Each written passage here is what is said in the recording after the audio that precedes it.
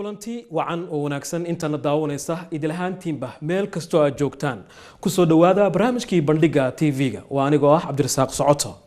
barnaamijkan bandhiga TV-ga oo toddobaadkiiba mar aynu ku soo qaadano arrimo quseeya Soomaalida ee markaa taagan toddobaadkan waxaynu ku eegaynaa dastuurka qabyo qoraalka ee loo diyaarinayo dawladda ku meel gaarka ee Soomaaliya kaas oo qodobo kamid ah dadku ay hadal hayaan waayahan dambe waxa jira murano ka taagan qodobo ku jira dastuurka qabyo qoraalka ah inkastoo dastuurkan aan la hirgelin haddana aan la ansixin waxa dadku ay ka qabaan doodo kala duwan guddiga madaxa bannaan iyo qaar kamid ah maamulka dawladda ku meel gaarka ee Soomaaliya ee loo xilsaaray dastuurka qabyo qoraalka oo ugu horeeya wasiir ku-xigeenka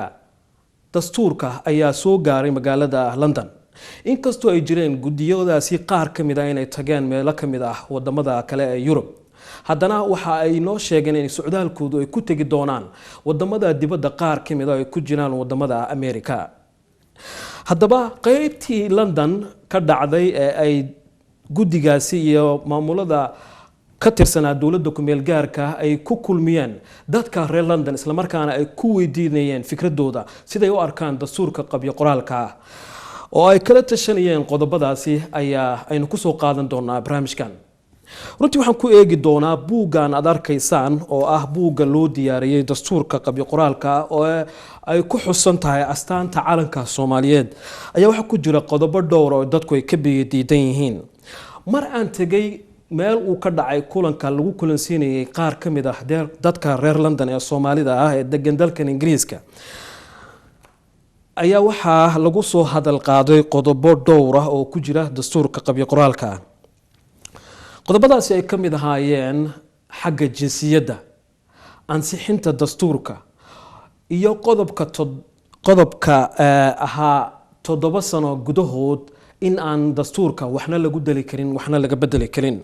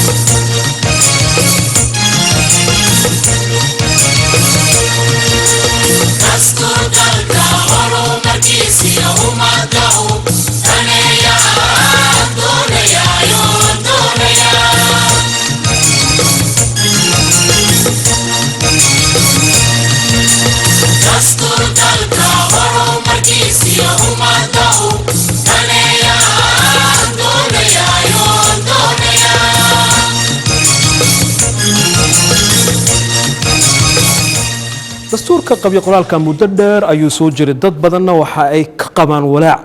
qodobo ku saabsan oo ay kamid yihiin sida jinsiyadda oo kale dabcan qodobka jinsiyadda markaynu soo qaadano cutubka labaad qodobkiisa koobaad wuxuu oranayaa yaa Soomaali ah yaasa Soomaali noqon kara qof kasta oo ku dhasha Soomaaliya waa Soomaali su'aashaasi waxay noqotay mid dadku ay si aad kaga doodaan ayna walaac weyn ka muujiyaan marka loo eego xaaladda Soomaaliya ay ku jirto waxaan ognahay Soomaaliya xuduudaheedu inay furan yihiin aanay jirin wax la yiraahdo immigration control ama qaybta waaxda socdaalka qaybtii maamuleysay sidoo kale inaan jir daato wax la geliyo oo dadku aanay liis diiwaan gashanayn qodobka sagaalaad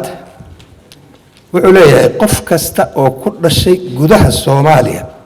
dhalasho ahaan waa Soomaali muwaadiniintu ayaga waa u siman yihiin muwaadiniintu ayaga oo siman waxay leeyihiin xuquuqda mudnaanta iyo faa'iidooyinka muwaadinnimada kuwaasoo dastuurku ku xadidan qodobkaasaan marka rabaa qaybtiisa koowaad dalka saad ogtihiin ilaa dhowr malyan dad ku dhow oo ajnabi ah yaa nala degan dastuurkaanu markuu hirgalo waxaa suurtooda ugu yaraan automatically inay 2 malyan oo qof dad gaara intaasoo ilmo ugu dhalanayaan dhulka ay noqdaan Soomaali anigu waa sidaan u gartay aqoon-yahanada kale ay toosin doona haddii qodobkaas yacni qof kasta oo ku dhashay gudaha Soomaaliya dhalasho ahaan waa Soomaali qof kasta baa garan kartaa gaal iyo muslim intaba waaye qof kasta oo ku dhashay gudaha Soomaaliya maxaa dastuuradii hore warkaas waraan ahayn ugu qormi jireen dastuuradii hore waxaa lagu qori jiray qofka hooyadiis iyo aabihiis inay Soomaali ahaayeen yihiin annagu 2 group baan u kala jabnay markaas group kan kamid aha hooyada waa ku darnay waxaan niri hooyada maxaa miyay ka liidataa aabba ama aabihiis yahay bay ku hore lahaayeen ama hooyadiis tahay gooniga yuu ku noqon karaa af Soomaali marka qodobkan Soomaaligu ma laha qaybta koowaad ma aha qaanuun Soomaalida loo dejiyay waxaa jira mabda'a dhiig wax la yiraahdo mabda'a dhiig muxuu yahay maxaad u leedahay aabbe iyo hooyo ama labadooda midkood qofku dhalay baa Soomaaliya yaad fageynaysaa waxaad fageynaysaa qof kasta oo shisheeye ah yaad iska fageynaysaa qof kasta oo shisheeye ah inuu dalkaada si fudud ku soo galo yaad fageynaysaa tan waxaad ogolaanaysaa qof kasta oo iska maraya duucunu ku dhasho dayuuradda inuu noqdo Soomaali baad yaad jidaynaysaa jinsiyadda laba qaybood weeyaan waa qaybta la helo oo naturalizationka la yiraahdo iyo qaybta asalka ah qaybta asalka ah ayaa iyaduna laba u qaybsanta oo dawladuhu kala qaateen 2 nidaam nidaamka dhiigga oo sheegay iyo nidaamka ku dhalashada dawladaha ku dhalashada qaatay oo Mareykanku ka mid yahay oo meel walba ay leedahay qofka ku dhasha jinsiyadiisu asalka tahay waa nidaam dad raadisa immigration lagu raadiyo sida la socotiin annaga sida oo sheegay haddii sidaas la yiraahdo wadanka faraha ka baxaya marka waa intii dhiigga sida Yurubiyaanku ay qabaan loo noqdo oo caalamul islaami iyo adduunyada inteeda kale ay qabto oo dhiigga ah qofka marka labadiisa waalid ama mid kamida hadduu Soomaali yahay waa in la yiraahdo waa Soomaali laakiin haddii tan kale oo naturalization ama muktasabka la yiraahdo la yiraahdo qofku ku dhasho waa leeyahay hadda waxaa la sheegaa Soomaaliya inay tahay 8 malyan ama 10 malyan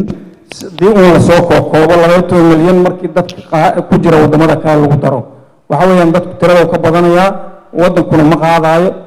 marka hadalka waxaan rabaa in loo kala saaro jinsiyadda asalka ah ay ku koobnaato Soomaali iyo qof oo dhalay waxa weeye wadanka annaga gacan looguma jiro haddana waxaa la samaynayaa dastuurkiis wahla la buuxaa oo ajnabi baa buuxaa waxa weeye dastuurka haddii sida hadda ku qoran yahay halkan loo qaato oo jinsiyadaha dadka ku dhasho dhaliyaa jinsiyada hala siiyo waxaana la ku tilmaamaa ilaa 7 malyan waxaa laga yaabaa in intaasi in ka badan ay timaado inta dastuurkan ama shirarka ama ay socdaan waxaana laga yaabaa inuu mataqaanaa hirgalo oo saas ku hirgala hadhow wadanka uu faraheena ka baxo marka anigu waxaan soo jeedinayaa waxa weeye qodobkaas asaga ah aad iyo aad mataqaanaa looga fiirsado qofka maanta ku dhasha wadankeenii ee ka yimid Yurub ama meel kale hadhowto xuquuqdii Soomaalida waxa weeyaan waa la muuqanaya tiri ahaan waa la naga badan yahay waxaan filayaa qodobkaas inuu ku saleysan yahay micnihiina lagu la qaybsado khayraadkaaga aad wadanka eedihin ee yaala ama batrool ah ama macdan kale ah ee weli aan la soo saarin in lagula qaybsado la rabo oo qodobkaasi oo ku maartay aad in looga dhuuxo ayuu u baahan yahay midda kale waxaan ognahay berigii ingiriisku oo waddankeena soo galay gobollada waqooyi weliba odayaasheenii waxay garteen in ay la seexdaan iyagoo dhulka aan joogin badda dhexdooda in maraakiibta dhexdiisa ay kula seexdaan harag shabeel harag oo ay yidhaahdaan qofka ingiriiskii kuma dhalan karo maxaa waddankayga waa in gabadhu markay uur qaado ay tagtaa waddankeedii loo qaadaa qofka ingiriiskii laguma aasi kara dhulkayga dee odayaasheenii waayo waxay garan waayeen miyaan maanta garan weynay waxaan filahay arrintaas in aada looga maartay doodo oo looga maasantii marka dib loo eego bish sanadkii lasoo dhaafay Somaliland madaxweyne Siilaan waxa ku dhawaaqa in dadka qaxootiga ay ka baxaan Soomaaliya ee ajnabiga ah marka laga reebo Soomaalida kumanaan qaxoysas soo af Soomaali ku hadla oo aan u dhalan Soomaali ayaa markiiba ay qabteen ciidamada ammaanka Somaliland taas waxay ku tusinaysaa in dad badan ay ku nool yihiin gudaha Soomaaliya sidaas awgeed qodobkan jinsiyadda ka hadlaya ku jira dastuurka qabyo qoraalka ah ee oranaya qof kasta oo ku dhasha Soomaaliya waa Soomaali haddana oranaya qof kasta oo 5 sano jooga Soomaaliya gudaheed waxa uu noqonayaa dhalasho ahaan Soomaali dood ayaa ka taagan waxaan doonayaa inaan ka hadlo jinsiyadda waxay la tahay dhibaatada waxa weeye wordingka erayga sida loo dhigay maybe way dhibaatada because waddankan dadku waxay kala leeyihiin British iyo English marka haddaad ku dhalatay haddaadan ku dhalanba waxaad noqonaysaa haddaad waddan kale ka timid asalkaadii waxaad noqonaysaa British weligaa English ma noqon kartid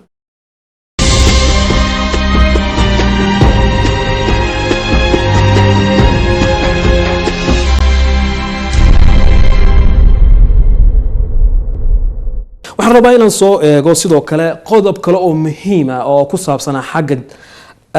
diinta markaad eegto dastuurka qabyo qoraalka buugan dhaxdiisa waxaad ku arki kartaa cutubyo kala gedisan ugu horreyntii waxaan jeclahay inaan soo qaato cutubka xuquuqda ka hadlaya oo ah cutubka saddexaad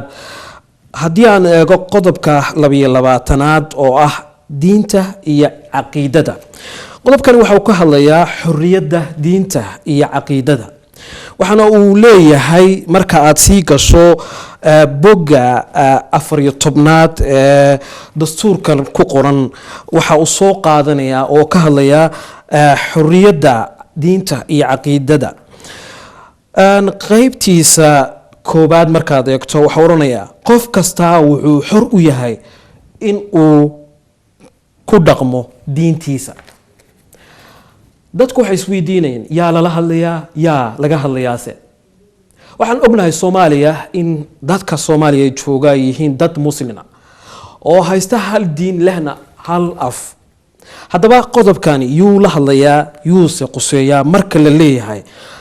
qof kasta wuxuu xor u yahay inuu ku dhaqmo diintiisa mid koowaad aan dib weyn ka qabo waxay tahay qodobka 22aad oo ah xorriyadda diinta iyo caqiidada marka tan koowaad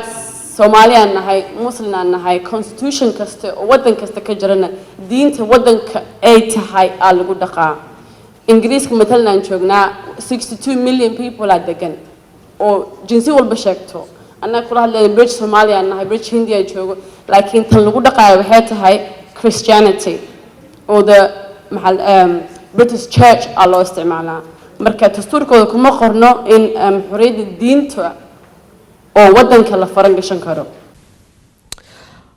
cutubka 22aad ee ku jira buugan dastuurka ah ee ah xorriyadda diinta iyo caqiidada labada qodob ay gabadhu tibaaxday waxa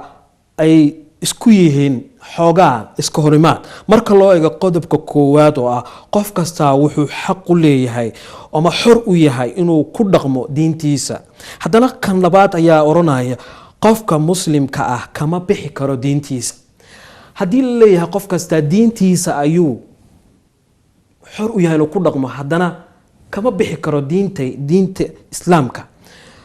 waxaad moodaa in halkaasi ku jiro mugdi haddii qofku aanan ku bixi karin diinta islaamka waayo cidda la leeyahay wuxuu ku dhaqmi karaa diintiisa waxay ku caddahay halka inay jirto diin kale labadaa qodob waxaad moodaa inay isyara burinayaan dad yar baan nahay demographic baa dhulka lagu qaadanaya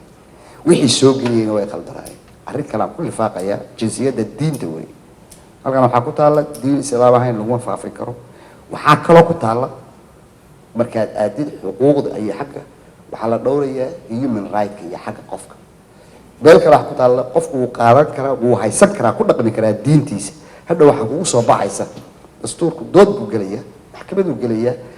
adduunku waa aqoonsan doonaa waxaa kugu soo baxaysa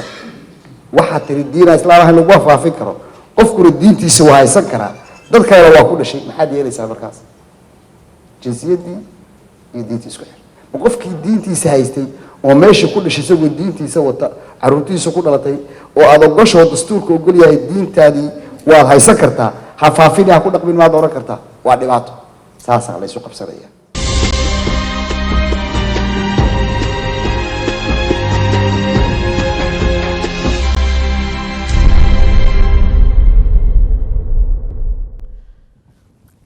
haddaba maalintii aynu tagnay halka ay kala kulmeen guddiga iyo madaxda loo xilsaaray dastuurka qabyo qoraalka la tashigiisa kulankaasi oo dadka reer UK ama dalkan Britain Soomaalida joogta lagala tashanayay ayaa waxa uu soo qaadanayaa qodobka ah caasimadda oo markaasi ah qodobka 76aad ee cutubka 7aad wax loo qeybiyay oo waxaan uu ka hadlayaa xulashada caasimadda halkee noqonaysa caasimadda dawladda federaalka maxayse ku noqon kartaa dastuur ahaan marka loo dhigo sharciyan shuruudaha loo baahan yahay inay qaadato caasimadaasi oo ay ku noqon karto caasimad iyo qaabka u shaqeyn karto dastuurka ayaa arinta qeexaya buugan ku qoran saddex waxyaabood ayaa lagu xulan karaa dawladda federaalka meesha caasimadu noqonaysa xulashada koobaad iyo xulashada labaad iyo xulashada saddexaad midkood ayaa la qaadanayaa buu yiri waxaan eegayaa marka qaybta koobaad waxay oranaysaa caasimada magaalo madaxda federaalku waxay ahaanaysaa magaalo ku dhex taala dowlad goboleed sidoo kale xukuumadda dowlad goboleedyada ay magaalo madaxdu ku dhex taal iyadoo la tashatay dowlad federaalka waa in ay soo saartaa sharci gaar ah oo qeexaya maqaamka caasimadda federaalka taasoo micnaheedu yahay waa in dowladda federaalku ay soo saartaa waa haddii xulashada koowaad la qaadanayo ay noqonayso caasimadaasi inay noqoto caasimad ku dhex taalla dowlad goboleed waa inay jiraan sharci ay soo saarto dowladda federaalka oo caasimadaasi si gooniya iyadoo ay ku dhaqanto ka baxsan dowlad goboleedyada xulashada labaad oo qodobka kale ah waxaa oranayaa muqdisho waxay noqonaysaa degmo ama magaalo madax dowladda federaalka marka qaybta labaad waxay oranaysaa degmada magaalo madaxda federaalku haddii ay muqdisho noqotee kama mid noqonayso dowlad goboleedyada waxaa halkaa ka baxaya muqdisho ma noqon karto dowlad goboleed haddii ay caasimad noqoto waa xulashada labaad xulashada saddexaad ayaa waxay oranaysaa magaalo madaxda federaalku waxay noqon karaysaa dowlad goboleed waa haddii magaalo madaxda ay muqdisho noqoto waxay noqon karaysaa dowlad goboleed maxaa marka ka reeban waxaa ka reeban magaalo madaxda federaalka haddii ay muqdisho noqotee kuma biiri karto gobol kale kamana mid noqon karto gobolada kale oo ay ku biirin karto si ay dhul ballaarsi ah taa waxaa la xadidayaa haddii muqdisho ay noqoto dowlad goboleed kuma biiri karto gobol kale oo markaa waxay xadidaysaa halka oranayay sharciga dowlad goboleedka waxaa dowlad goboleed noqon kara 2 gobol iyo in ka badan marka micnaheedu waxa weeye haddii banaadir ama muqdisho ay noqoto dowlad goboleed ma ku darsan karto gobol kale oo dhul ballaarsi ma samayn karto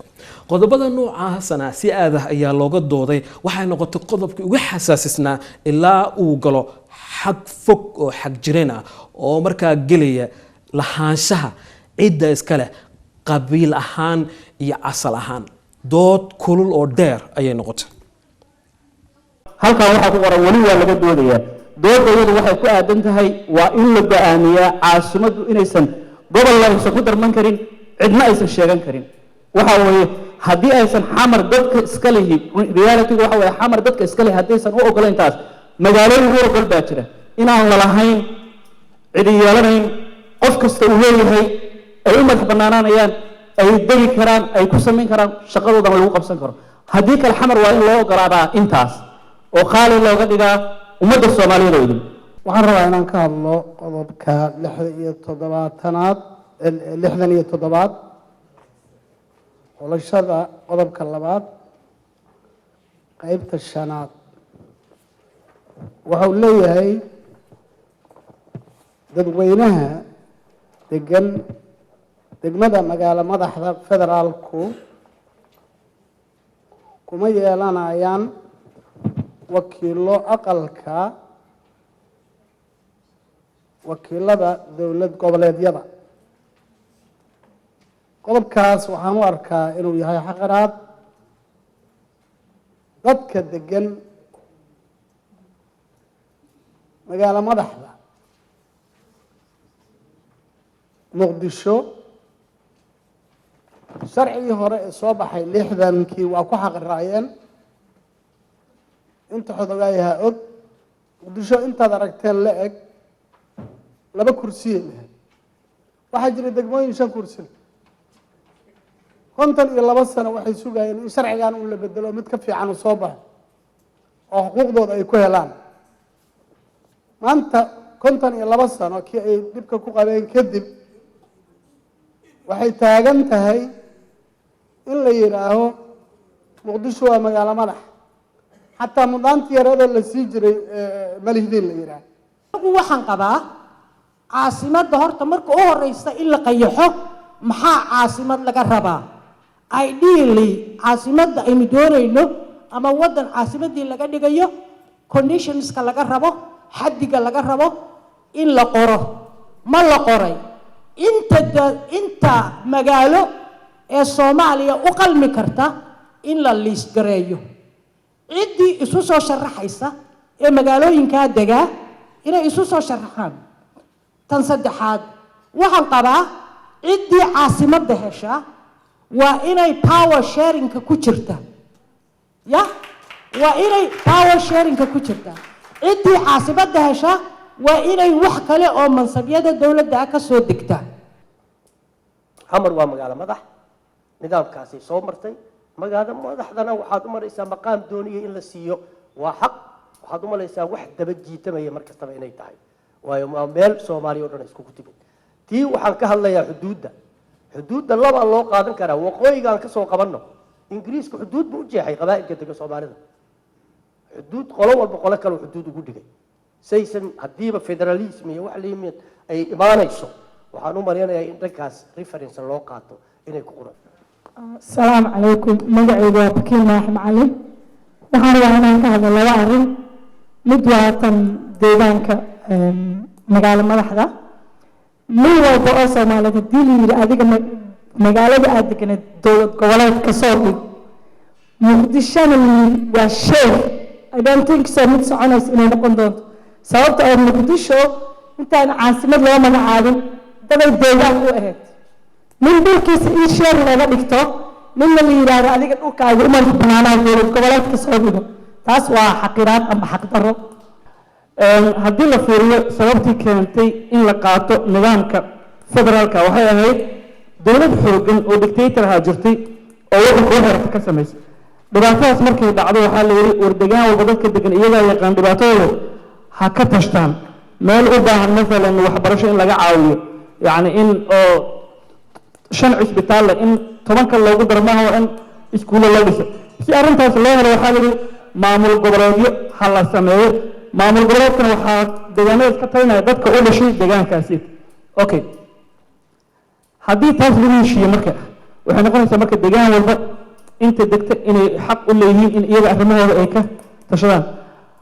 laakiin waxaa muqdisho maya muqdisho dadka u dhashay ma noqonayaane waxay noqonayaan dad laga soo xulo gobolada kale magaalada waa isla leenahay waxa waa naga dhaxeeyaan taydana aniga iskale taasna waa kula leeyahay waxoogaa taas waxay keentay dhibaato weyn haddaba dooda noocaasa ee ku saabsan magaalo madaxda noqonaysa caasimadda federaalka ah ayaa u baahan in si aada loo turxaan bixiyo lana caddeeyo si aanay uga imaanin isqabqabsi goordhow ku yimaada dastuurka qabyo qoraalka maahanse qodobada aynu ku hadalnay kuwa weli la ansixiyey in badan oo kamida inay laba si u kala wax uga tabanayaan dadna ay ka tabanayaan muqdisho sidee caasimad ku noqon kartaa haddii beelgoonihu leedahay ama u badan tahay kuwa kalena ay leeyihiin xuquuqan ku weynaynaa waxaasoo dhan waxaa xallin lahaa waxaa abuuray federaalka ayaa abuuray muqdisho waa la wada deganay waana la wada deganaan doonaa laakiin waxa abuuray colaadda waa federaalkan qabiilka ku salaysan ee cali oo halkaas deganna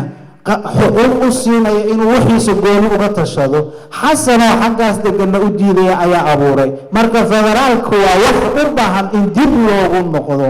2,800,000 United Nations ku estimate garaysaa muqdisho inay degan tahay sidee u suurtageli kartaa waa 1/3 of populationka Soomaaliya 1/3 kiisa inay xuquuq la'aan ahaadaan sidee u dhici karaysaa yacni waa cadaalad darro tii ugu daray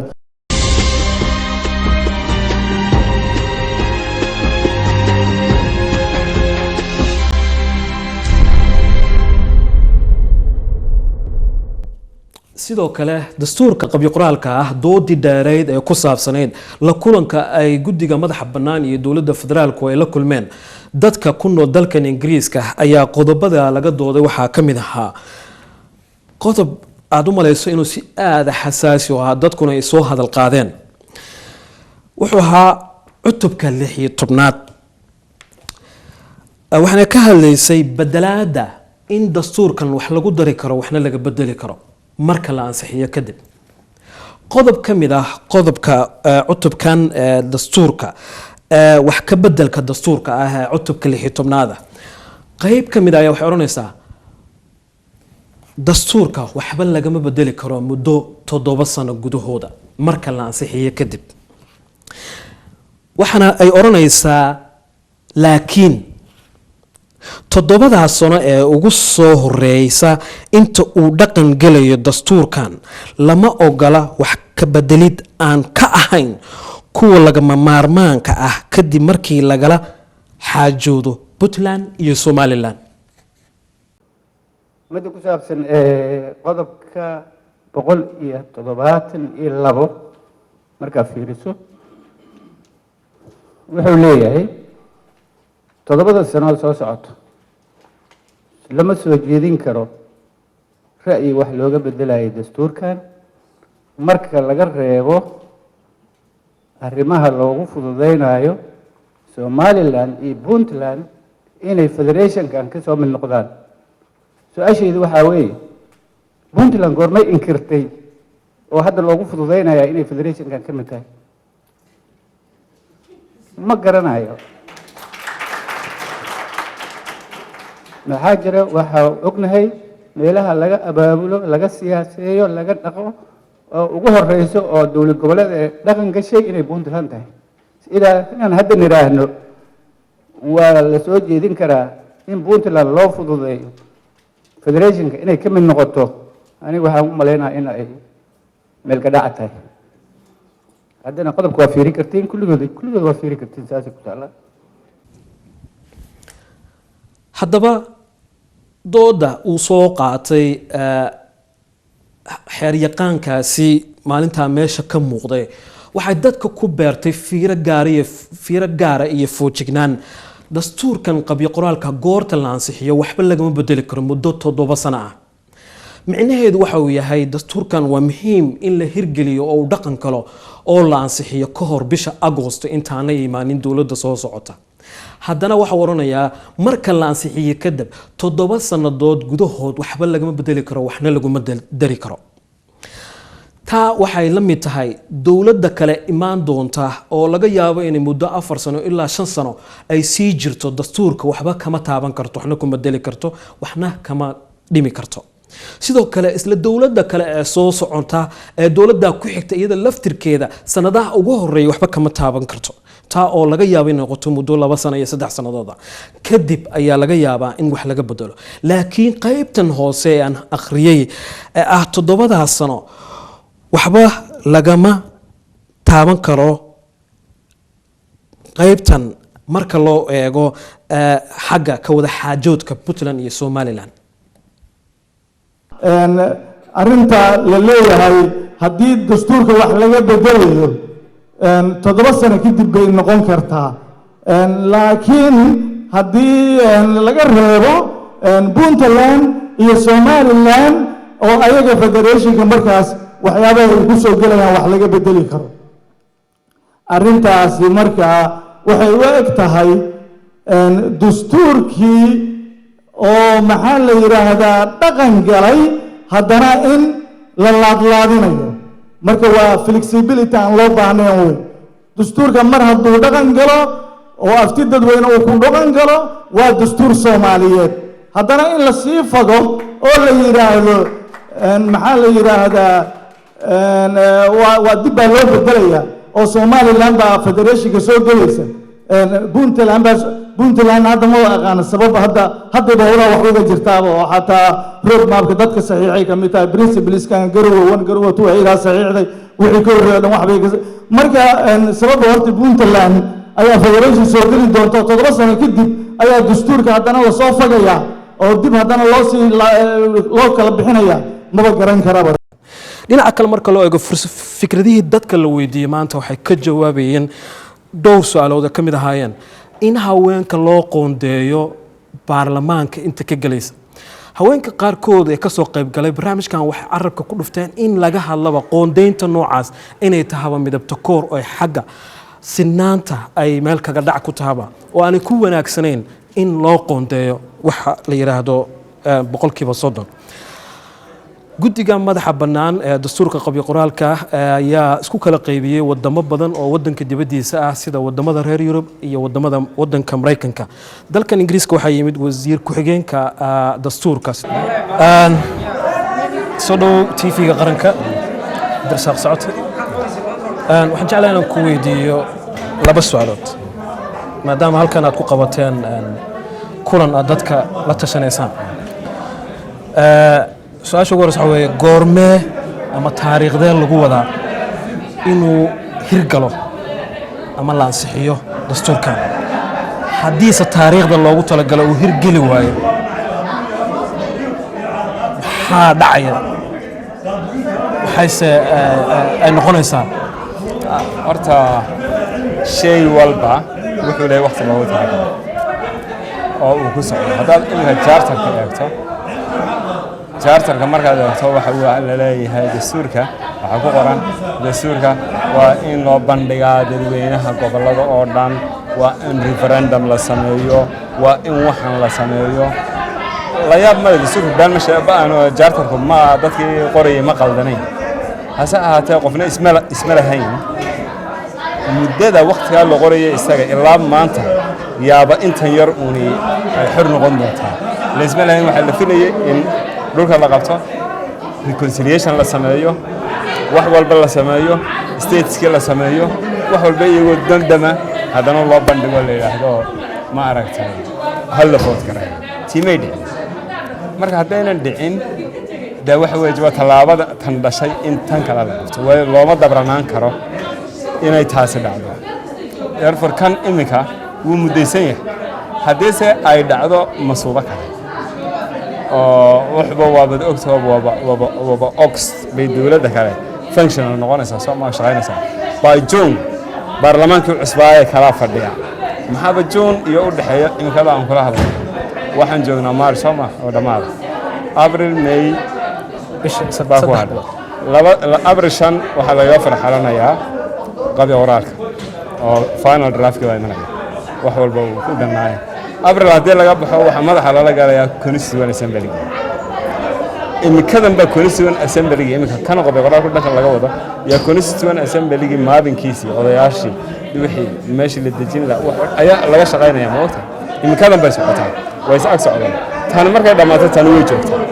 waa laba process oo is ag socdaan kani koolatan cisho ugu badnaan buu jiray koolatan cisho haddaad tiraahdo September baa gila dhameeyay oo May tiraahdo May dhexdeeda ayuu waan la dhameeyay Soomaa haddii May dhexdeeda la dhameeyo isla markaa haddana odayaashu fadhisanayaan maxaa la xulayaa baarlamaankii wuxuu horta waa process wixiga sida loogu talagalay haddaanay wax kale inoogu dhicin June waxaan haysanaa baarlamaan fadhiya haddii ay dhici weyso in dastuurka ama ay timaado carqalad kale ama Soomaalidu ay ka biidido maxaa dhacaya wuxuu keeni karaa macnaha ismaha road mapka caqabad ku keeni karaa caqabad uu ku keeni karaa oo dib dhac uu keenaya hase ahaatee haddii dib dhac yimaado haddana dib baa loo fadhiisan wixii kale la yeeri karo ayuunbaa loo fadhiisan laakiin noloshu way soconaysaa bulshaduna way soconaysaa wixii ka hor yimaada waa nasiib darro waqtigii buu dib kaaga dhigay ama dariiqaad ku socotuu kaa leexin laakiin socodkii habad u socotid speedka quraanjada ku socota habad socotid kolley waa soconaysaa hadday wax kugu dhacaan dee ama dhakan aad u yar leexatid ama dib aad u yar dhigtid ama wax wixii u dhigmo oo kolley luug hol kaloo laga wareego la hel kolley la joogsan maayo la odhan maayo is the end of the way waaya maxay tahay marka farqiga u dhexeeya dastuurka iyo road mapka ama heshiiskii Garowe iyo dastuurka maxay tahay farqiga u dhexeeya heshiiska Garowe completely waxa weeyaan heshiiska Garowe waa heshiis shaqaba isku male wax ay wadaagaan oo hagaagsan male dastuurka Garowe principles waxa weeye waa marxalad waa fikir lagaga guurayo kumeel gaarka marka conditionskiisa oo dhani waxa weeyaan waxaan ka ahayn dastuurka waxa ka galaya laba federaalka aan qaadanay iyo qaabka dawladeed ee parliamentariga aan qaadanay inta kale waxay galayaan schedule ma galayaan constitution kama santa aad baa maasan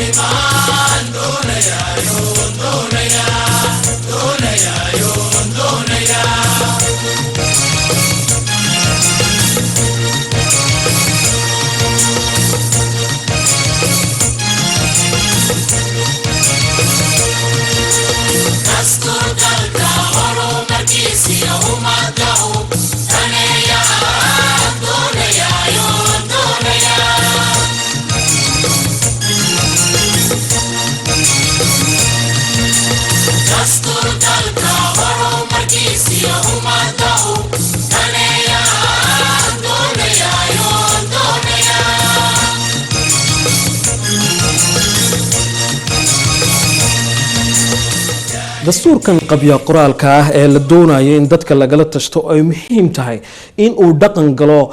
bisha 6 ee sanadayna ku jirno oo micnaheedu yahay ka dhiman tahay 2 bilood ayaa waxa dhaliil waaweyn ay ku jirtaa iyo mugdi qodobo kamid oo aad xasaas u ah marka loo eego xagga jinsiyada oo qaybtii ugu horeysay barnaamijkeena ku soo qaadanay marka haddii aad dib u milicdo qodobka cutubka labaad ee qodobkiisa koobaad ee buuggan dastuurka qabyo qoraalka waxaan moodaa in uu soo dhaweynayo qaadashada dhalashada Soomaalinimada marka loo eego xagga waxda socdaalka wadamada adduunkana ay muhiim tahay in la xadido qaadashada dhalashada ama noqoshada jinsiyadda laakiin qodobkan waxaad moodaa in uu soo dhaweynayo